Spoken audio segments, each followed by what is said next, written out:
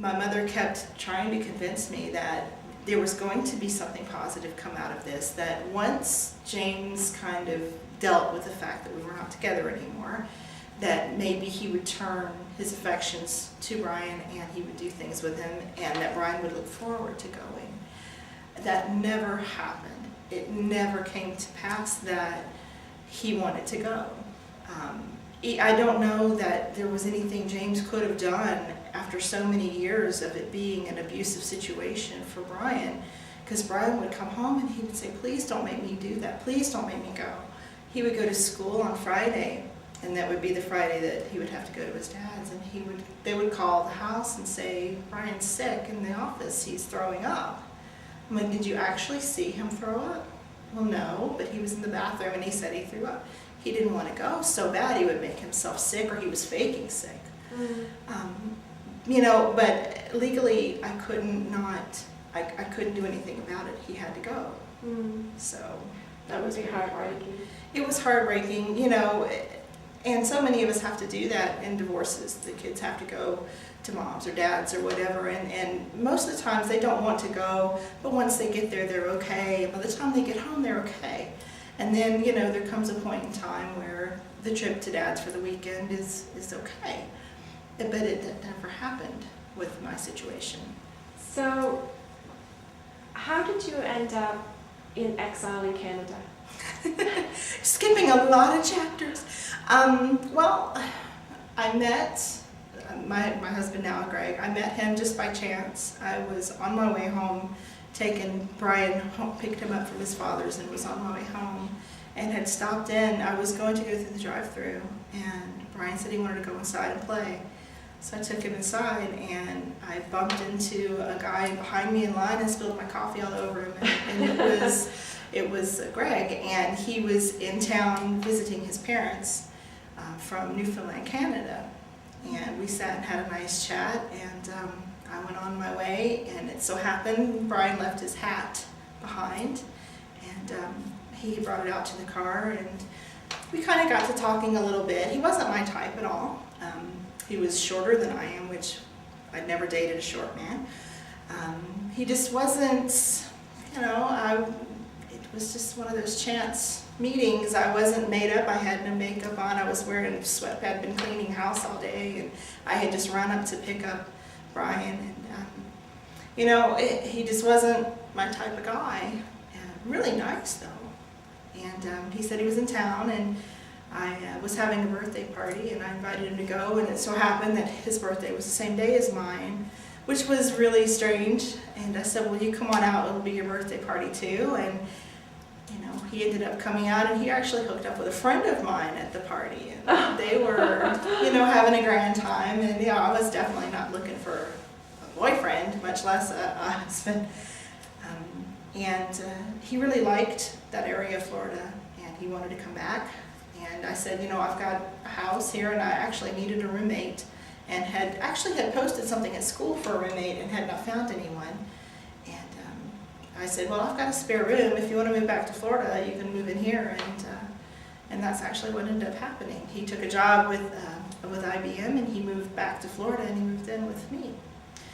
And things progressed after a while. It was not, we weren't boyfriend and girlfriend, we were roommates. Yeah. And we would go, when Brian would go to his dad's, it was funny because Greg would say, I don't want him to have to go over there. And I'm like, yeah, I don't either. And he's like, that's, you know, and he started to develop quite a relationship with Brian, which of course that put him right square at the top of my list. You know, you get to Brian, you're good with me. But we would go to movies, and you know, Brian would be gone. We'd spend the whole weekend together, hanging out. We'd go out, and things just happened. And after my divorce was finalized, we were not a couple at all until everything was done. Yes. And once it was done, he finally said, you know, I'm in love with you, I want to marry you. And I'm like, that's weird, because I feel the same way, and I had just stepped out of this hell of a marriage, and only to jump back in. But it's a completely different person. It's completely different. Beautiful. And we ended up coming to Canada after his parents left Florida. We came up, and I wanted to go home, so we went home. And a hurricane came, and tore our home up, and so we decided to come back to Canada. And so I wanted to ask about that because you basically lost complete contents of 2 homes over the story. I did. And you can laugh about it. You see? Well, That's amazing. It's stuff. I mean, you know, it's just stuff. And that's what I wondered. I wondered, like, I see so many people running around chasing money and trying to accumulate stuff. And then when I read a story like yours, where you lost so much through that story, not just stuff, but you know, like so much. What do you value most in life? What means the most to you? My family. And for me, my family is my husband and my children. And you know, if I had to prioritize them, of course my children come before my husband, and he knows that. He's like, I know my place is below the kids, and you know, but for me, if I've got my husband and my children, I don't need anything else. So that's just the way I look at it. I mean, a hurricane tore up my house, and my belongings were gone, but my family was okay. So.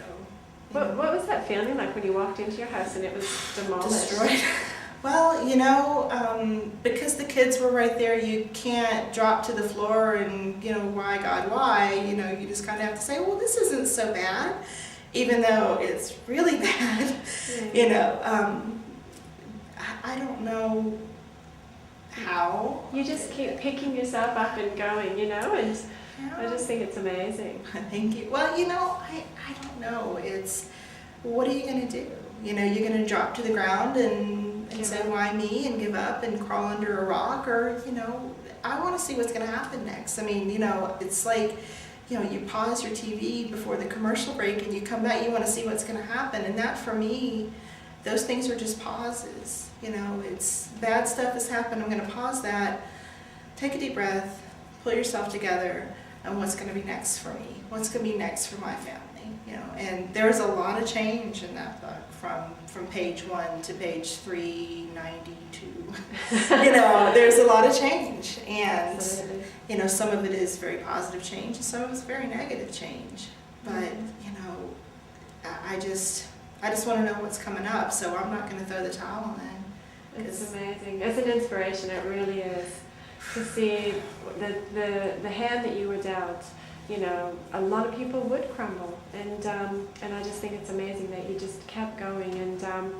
And I know that your family is a strength, but do you have anything else that you've pulled on or relied on, or any person, anything that's an inspiration to you?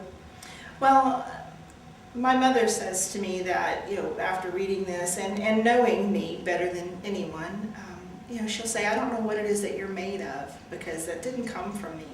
And actually, it did come from her.